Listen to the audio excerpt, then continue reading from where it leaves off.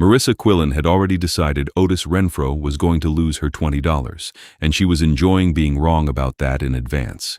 Within the hour, the loudest room on the garrison would go so quiet, a dropped fork would sound like an alarm, though neither she nor Blake Rutherford knew that yet, watching from the drink line as the old custodian dragged his mop across the same 6 feet of tile for the third time in 10 minutes. "He's not even mopping," Blake said.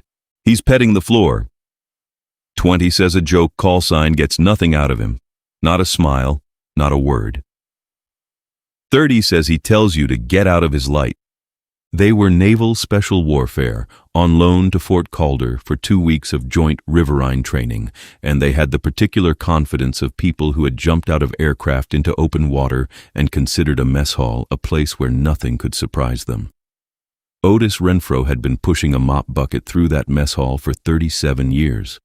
Blake didn't know that number. Nobody in the room did. Not really. Not the way you know a fact instead of a rumor.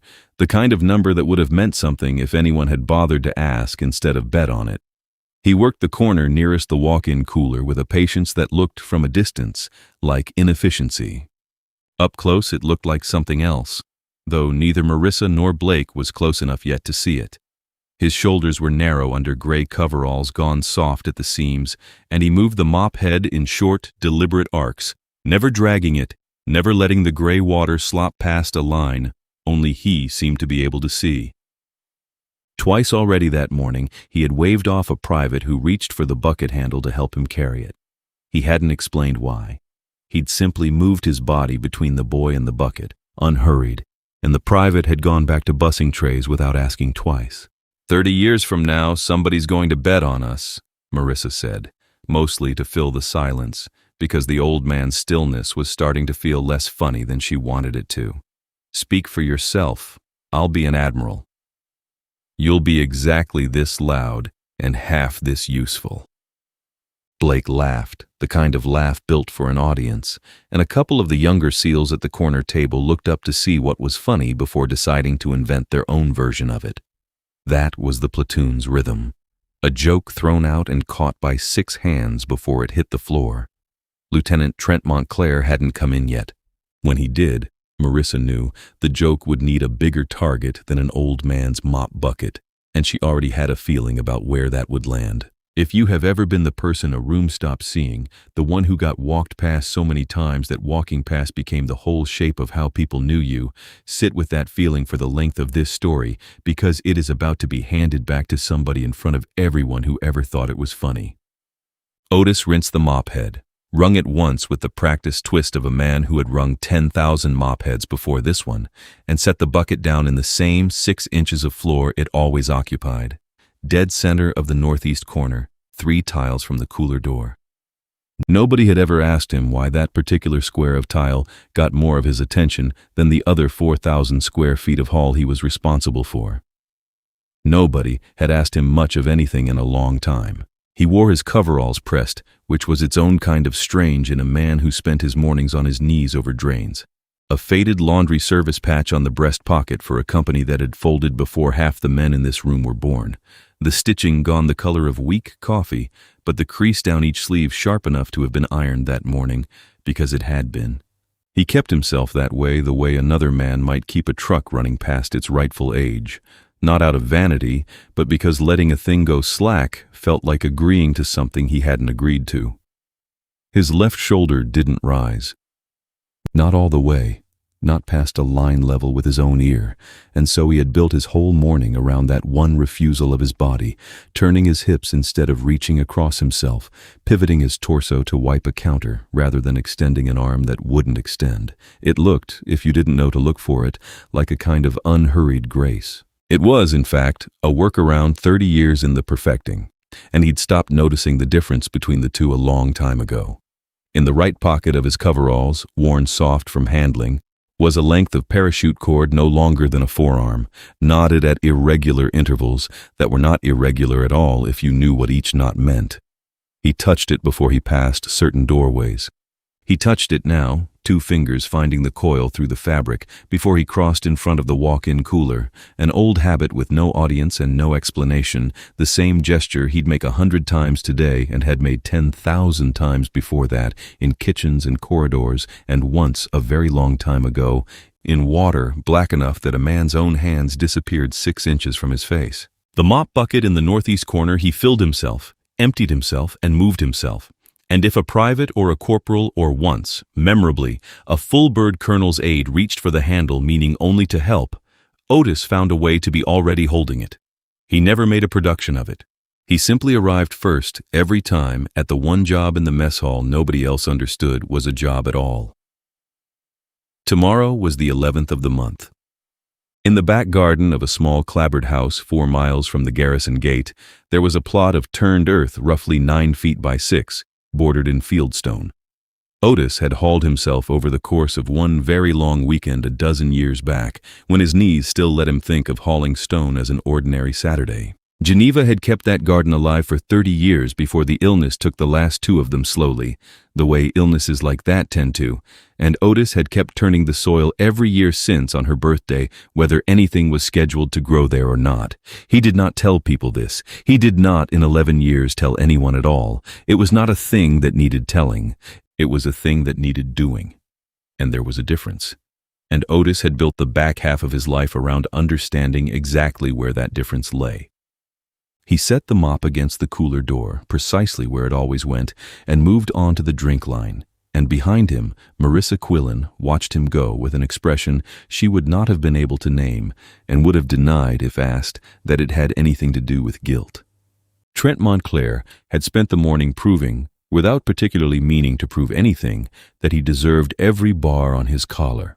The garrison's riverine resupply route had a bottleneck at the second checkpoint that 3 separate logistics officers had failed to solve on paper, and Montclair solved it standing at a whiteboard with a dry erase marker and the flat, unglamorous math of load times against current speed, rerouting 2 platoons' worth of gear through a crossing nobody else had bothered to walk.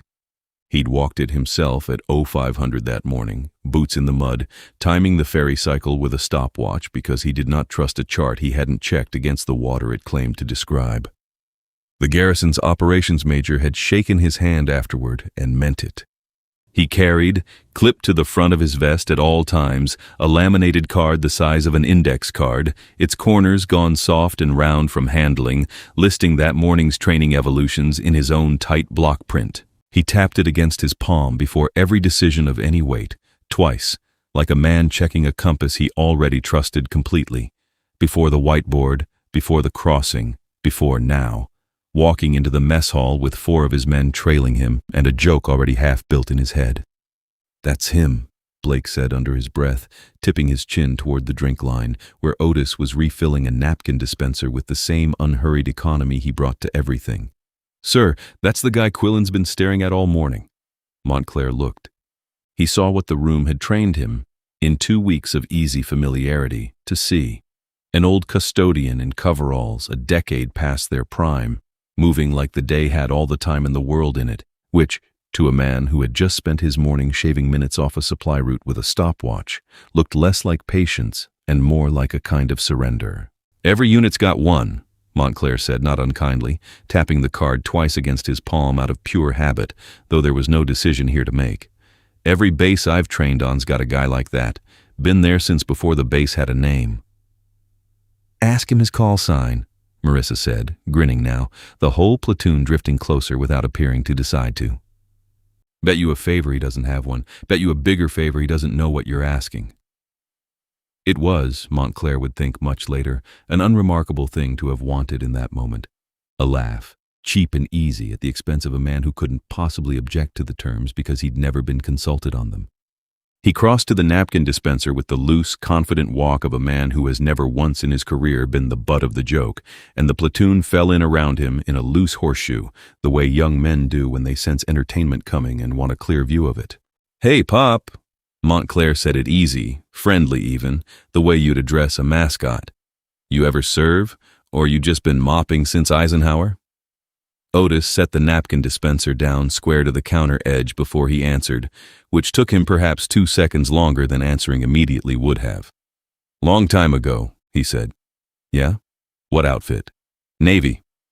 That got a small ripple of interest, more theater than genuine, a few of the younger men exchanging looks that said, "Here we go."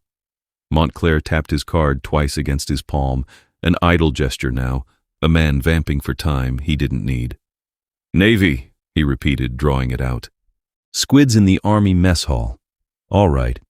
What did they call you, back when you had hair? Everybody's got a call sign, Pop, even the cooks.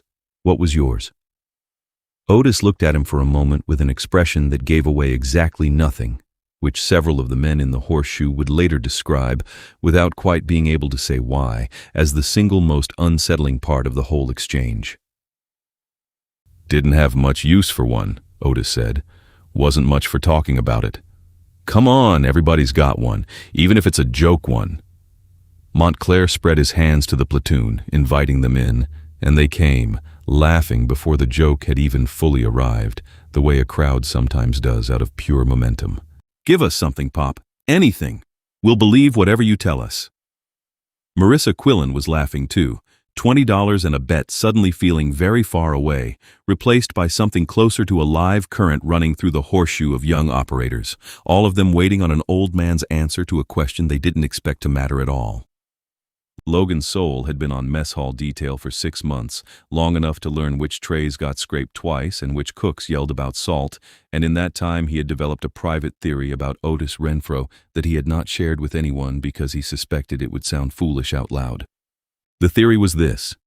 The old man didn't walk through the kitchen the way a person walks through a room. He walked it the way you'd move through water with a current in it, adjusting half a step before an obstacle arrived instead of after, the correction already made by the time anyone else would have started making it. He watched now from the tray return as the horseshoe tightened around Otis, and when Montclair pressed again, "Come on, Pop, anything, we'll believe you," Logan heard himself say, too quietly for most of the platoon to catch. "I don't think he's slow. I think he's listening to something." Blake Rutherford, close enough to hear it, snorted. Listening to what, the deep fryer? Logan didn't have an answer for that, not yet, and he flushed a little at having said anything at all, because he'd meant it as a real observation, and it had landed as a punchline for somebody else's joke. He was half right for a reason he couldn't articulate, and wouldn't have believed if someone had told him. Otis wasn't listening to the fryer. He was listening to the cooler. It had started an hour earlier, a change in the compressor's cycle so faint that 3 cooks and a contracted HVAC technician had walked past it twice that week without registering anything wrong. Otis had noticed it before the mop bucket ever came out, a hum dropping a quarter tone lower than it should on the compressor's 3rd cycle, then correcting, then dropping again, a rhythm with a stutter in it no chart or gauge would show unless you already knew to distrust the number the gauge was giving you. Compressor's bleeding refrigerant, Otis said mildly, into a pause in the joking that nobody had built for him to fill. Slow leak, coil freezing on the low side before it cycles out. The horseshoe went quiet for exactly as long as it took the platoon to decide whether an old janitor commenting on refrigeration was the setup to a joke or an actual statement, and in that gap, Marissa Quillen, who fixed radios for a living and understood diagnostic confidence when she heard it, felt the first small crack in her $20 certainty. "Contractor checked that unit twice this month," said the mess sergeant, arriving from the kitchen with the defensive speed of a man whose equipment was being critiqued in public. "Said it was fine both times." "Contractor's got a gauge," Otis said. "Gauge tells you what's there, doesn't tell you what's missing." He nodded once toward the cooler door, unhurried, no more invested in being believed than he was in being disbelieved. "Ask him to check the low side coil for frost before his next cycle reading instead of after it. He'll find your leak." Nobody moved for a second. Then the mess sergeant, muttering something about getting the technician back out that afternoon, turned and disappeared toward the kitchen phone, and the horseshoe of young operators stood there with the peculiar discomfort of men who had walked over to laugh at something, and instead watched it correct their equipment. Montclair recovered first, tapping his card twice, forcing the grin back onto his face like a man resetting a machine. "All right, Pop. Fix the walk-in for us. Very impressive. Now give us the call sign. You clearly know something the rest of us don't. Bet it's a good one." "Yeah, come on," Blake added, laughing again, though it came out thinner now. "Give the man a name." Otis looked at the cooler door once more, at the corner of tile where his bucket sat, at the room full of young faces that had gone from mocking to merely waiting without seeming to notice the shift themselves. He was quiet long enough that Logan Soul, still standing near the tray return with his half-right theory sitting uncomfortably in his chest, found himself holding still without deciding to. "You want a name?" Otis said.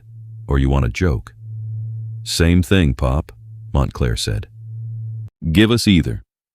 Trent Montclair asked one more time, tapping his laminated card twice against his palm the way he'd tapped it all morning, as if the gesture itself might loosen an answer out of the old man, the way it loosened decisions out of a whiteboard. "Last chance to make us laugh, Pop. Give us a name." Otis set down the rag he'd been folding, squared it against the counter edge, and said it plainly, without ceremony, the way a man states an address he has lived at for a very long time. "Seawolf." For a half-second, nothing happened at all.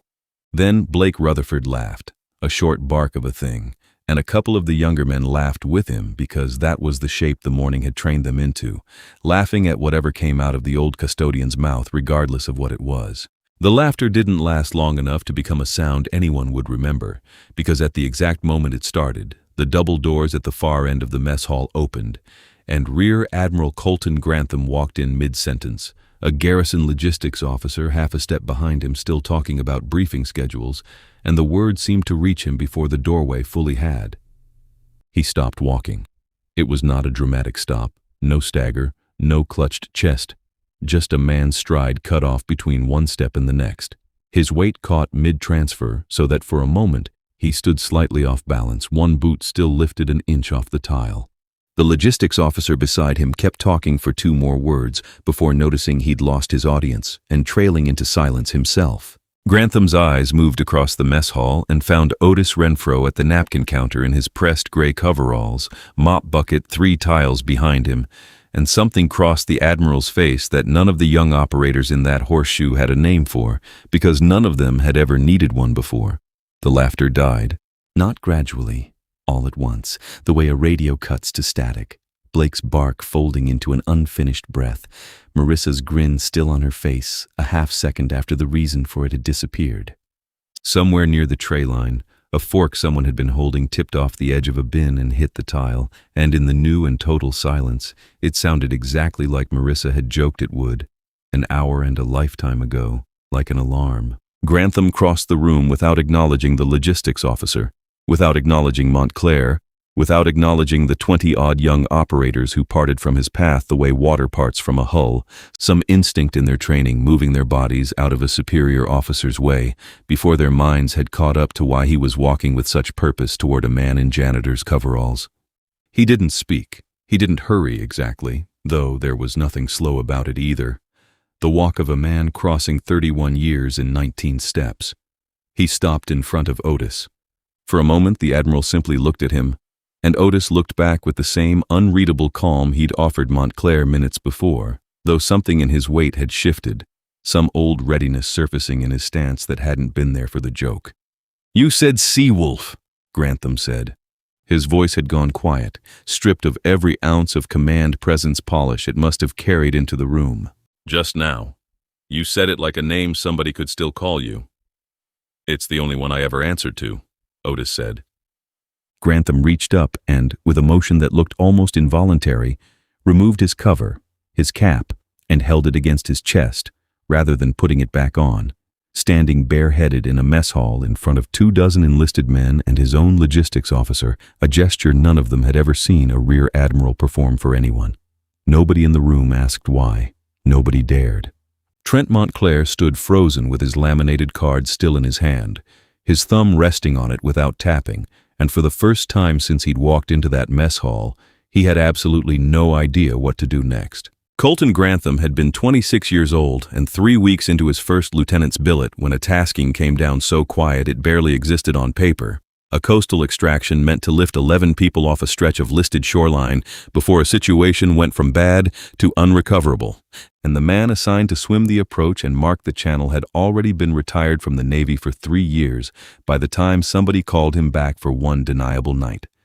That man's name did not appear on the operation's after-action summary. His name did not appear anywhere convenient, not on a roster, not on a citation, not on the quiet handshake ceremony that followed 6 weeks later in a room with no windows.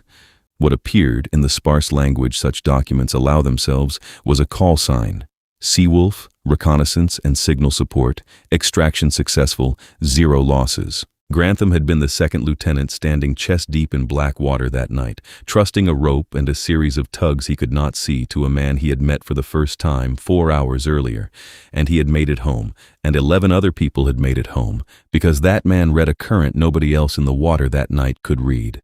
He told none of this to the mess hall in a speech. He told it instead to Otis alone, standing close, his voice pitched for one listener, though every soul in the room strained to catch it anyway. 31 years. A stretch of coastline he named only obliquely. A depth-marked line of cord that had guided 11 strangers and one very frightened lieutenant through water with no visibility at all. "I never got your name," Grantham said. "Just the sign. I've spent 31 years assuming Seawolf was a dead man, because that's what happens to names like that. They get folded into a citation and buried under somebody else's." While the Admiral spoke, on a bulletin board bolted to the wall outside the garrison's facilities office, a single sheet of paper sat clipped beneath a dozen others nobody had read that week. A consolidation review, 3 custodial positions marked for non-renewal within the week. The justification citing incomplete personnel documentation for 1-0. Renfro, civilian contract staff, 37 years of service unbroken by a single note of commendation in the file, because the file that should have carried that note had never been written the way it should have been. The contractor who filed the recommendation, a man named for cost savings rather than cruelty, had a bonus structure tied to headcount reduction and had never once needed to know Otis Renfro's history to erase him from a spreadsheet. 4 days' drive south, at a heritage foundry contracted to cast a permanent dedication plaque for a Joint Forces exhibit, a bronze mold sat curing under a tarp, its lettering finalized from a historian's research crediting the Seawolf extraction to an operator 2 decades dead, a man whose name had sat quietly beside that citation for 31 years because nobody living had ever stood up to correct it. The historian, a careful woman named for accuracy rather than speed, had checked her sources twice and found no reason to doubt them, because the sources themselves had been built on a lie old enough to have calcified into fact. Otis knew about none of this yet, standing in his gray coveralls with an admiral's bare head bowed slightly toward him. He knew only that Geneva's birthday was tomorrow, that the cooler still needed its low-side coil checked, and that a young lieutenant across the room was standing very still with a laminated card gone slack in his hand, watching a joke curdle into something he did not yet have the vocabulary to name. The historian's name was Paige Fenno, and she arrived at the garrison 2 days later at Grantham's request, a leather folio under one arm and the particular brisk apology of a professional confronting her own error in public. She laid 3 documents across the mess hall's corner table, the same table Otis wiped down every morning before the breakfast rush, and the room that gathered around it this time gathered quietly, no horseshoe, no joke. Montclair standing at the back with his card finally still in his vest pocket instead of his hand. The first document was the original after-action summary, its language spare to the point of uselessness. Seawolf, reconnaissance and signal support, extraction successful. The second was the citation as it had been filed 6 weeks after the operation, crediting the extraction's technical execution to a Lieutenant Commander Aldous Prescott, a name Grantham recognized immediately and went very quiet upon hearing, because Aldous Prescott had been his own executive officer for 2 years afterward and had died 11 years back of a stroke, well-regarded, well-decorated, and... Paige Fenno said carefully, watching Grantham's face rather than her own notes. The officer who had filed that very citation himself, in his own hand, as the ranking officer present for administrative purposes that night. He was up for a promotion board within the month, Paige said. The file needed a completed, unambiguous citation attached to a serving officer's name to clear in time. Renfro was 3 years retired, recalled off no official orders anyone wanted to explain twice. It would have taken longer to properly credit a civilian recall than the board's timeline allowed. She said this the way a person reads a difficult diagnosis aloud, careful not to let her own judgment color the delivery. "I don't believe Commander Prescott set out to erase a man. I believe he solved a scheduling problem and never went back to unsolve it. The third document was the exhibit's final proof sheet. Prescott's name already set in the layout beside the extraction's date and outcome, 4 days from a foundry mold that would make the error permanent in bronze. Grantham had come to the garrison meaning to make one thing right in one afternoon before his flight to a change of command ceremony he could not miss, and instead found himself standing in a mess hall watching that one thing branch into 3. He picked up his cell phone to call the facilities office directly about the consolidation list. He'd learned of it only that morning, mentioned in passing by the garrison's operations major as an unrelated administrative matter, and the call did what such calls do. It moved fast enough to alarm someone. Within 2 hours, word had traveled from the admiral's office to the garrison commander's desk to the facilities office that a rear admiral was personally asking questions about a custodial employee's personnel file, and the facilities office, reading urgency where there was only concern, initiated an expedited records review of Otis Renfro's entire employment history, 37 years of it, to determine, in the words of the memo that went out that afternoon, whether prior undocumented federal service creates a conflict requiring immediate resolution. It was meant, Grantham realized, too late, as a step toward protecting Otis. It read, on the desk of a records clerk who had never met either man, as a compliance flag, and compliance flags in that office defaulted, by long habit, toward suspension of the position under review pending resolution. By 4 o'clock that afternoon, Otis Renfro's badge access to the mess hall's kitchen and storage areas had been administratively paused. A keycard reader blinking red at a door he had walked through unremarked for 37 years, while the very admiral trying to save his job sat 2 buildings away discovering that intervention, in an institution built entirely of paperwork, could tighten a knot as easily as loosen one. They gave Otis a folding chair in the facilities office rather than his own kitchen, and he sat in it with his coverall still pressed, his bad shoulder angled away from the desk, and told the story the only way he knew how to tell anything, plainly and only once. I knew inside a week, he said, when Grantham asked gently whether he'd ever suspected the citation carried the wrong name. Saw it printed in a newsletter maybe 2 months after. Prescott's name, not mine. I wrote him a letter, never sent it. He paused, not for effect, but because some sentences take a man a moment to reach the end of, even when he's known the ending for 30 years. Figured a man about to make commander didn't need an old swimmer showing up to complicate his file. And Geneva. Here his voice didn't crack, didn't do anything so theatrical. It simply slowed, the way a man's hands slow around something he's handling carefully. Geneva told me a name isn't a thing you fight for. It's a thing you carry. Said fighting for it makes it about you. Carrying it just makes it true. He never once told a soul he'd been credited to the wrong man, because Geneva always said a name isn't a thing you fight for. It's a thing you carry, and he had carried Seawolf quietly through 11 years of widowerhood and 20 more before that, the way he carried the cord in his pocket, touched but never displayed. Commander Prescott's family, Otis said before Grantham could offer him anything. An apology, a promise, the restoration of a title he'd never asked to reclaim.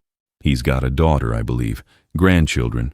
However this gets corrected, I'd ask it happen to her gently and private before it happens in a program handed out at some ceremony.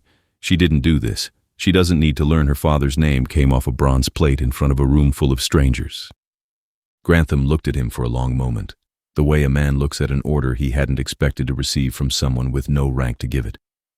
That's what you want, he said. Not restoration, not even your name on it. I want the coil checked before the reading, not after, Otis said. Rest of it, I'll let the truth carry itself. Always has. Trent Montclair had been standing in the doorway through most of this, uninvited, unacknowledged, his laminated card sitting untouched in his vest pocket for the first time in 2 weeks of training. He said nothing while Otis spoke. When the room began to empty, he walked, alone, back to the mess hall, to the corkboard by the kitchen door where the week's training schedule hung curling at the corners, and he pinned beside it, not instead of it, beside it, the corrected extraction timeline page Fenno had drafted that morning, Seawolf's true role restated in full, and stapled it to the board himself, 4 staples, square to the corners, the same care he'd have given a card he needed to trust with his life. By the time the consolidation paperwork reached the garrison commander's desk 2 days later, A short note from Rear Admiral Grantham's office was already clipped to the front of it, and the 3 custodial positions, Otis Renfro's among them, were quietly withdrawn from review with no announcement, no ceremony, and no mention in any newsletter at all, which was, everyone who understood the man even a little agreed, exactly how he'd have asked it handled if anyone had thought to ask. 6 weeks later, the plaque went to the Foundry a second time, its lettering corrected without fanfare in a small addendum ceremony attended by 11 people, including a woman named Prescott's daughter, who had been told the truth gently in her own living room 3 weeks before anyone else learned it, and who had cried without anger and asked only that her father's name remain listed as present that night, which it did, beside Otis's, both true now, neither erasing the other. Otis did not attend.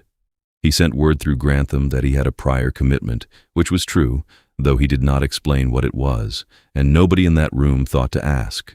The mess hall at Fort Calder went back to its ordinary noise within days, trays scraping, cooks yelling about salt, a new HVAC technician checking the walk-in's low-side coil before his cycle reading now instead of after, the way Otis had told him to, finding the slow leak on the first try and mentioning to no one where the tip had come from. Logan Sowell still watched Otis move through the kitchen line some mornings, though he'd stopped needing his half-right theory. He simply understood now, without needing the words for it, that some men read rooms the way sailors read water, and that the reading never really stopped, not even after the water was gone. Trent Montclair kept the corrected timeline on that board through the rest of his rotation, and more than one visiting platoon leader asked him about it, and each time he told the true version, all of it, without a joke anywhere inside it. 4 miles from the garrison gate, on the evening of the 11th, Otis Renfro knelt in the same 9x6 plot of earth he had knelt in 11 times before, fieldstone borders gone soft with moss at their edges, and turned the soil with a hand trowel worn smooth in the palm from that exact motion repeated every year on that exact date. The light was going the deep gold color it goes in that part of the country in early evening, catching on nothing in particular, and he worked without hurry. His bad shoulder held low and turned, his whole body pivoting instead of reaching, the same economy of motion that had once read a compromised current in total darkness now spent, entirely and without complaint, on 9 feet of ordinary dirt. Beside him on the porch step, where he'd set it down before starting, lay the coiled length of parachute cord, its private knots facing up into the last of the light, and next to it a folded citation Grantham had pressed into his hands 2 weeks back. The corrected version, his name spelled right, his rank restated, 31 years overdue, and asking nothing further of him now than to be read. Or not, whenever he decided he was ready. He had not decided yet. He turned another row of soil instead, unhurried, the trowel catching a small stone and setting it aside the way he'd set aside 1,000 small stones in this same plot over a dozen years, and somewhere behind him, through the kitchen window, the porch light he hadn't yet switched on, waited for full dark to earn its keeping. What does it cost a man to carry a name quietly for 31 years, never spending it, never once cashing it in even when it would have cost him nothing to do so? And what does it earn him in the end, that fighting for it never could have? Otis Renfro knelt in his garden until the light went from gold to gray, and then he gathered the trowel and the cord and the folded citation still unread a second time, and went inside to a house that had been quiet for 11 years and was, in its way, exactly as full as he had ever needed it to be.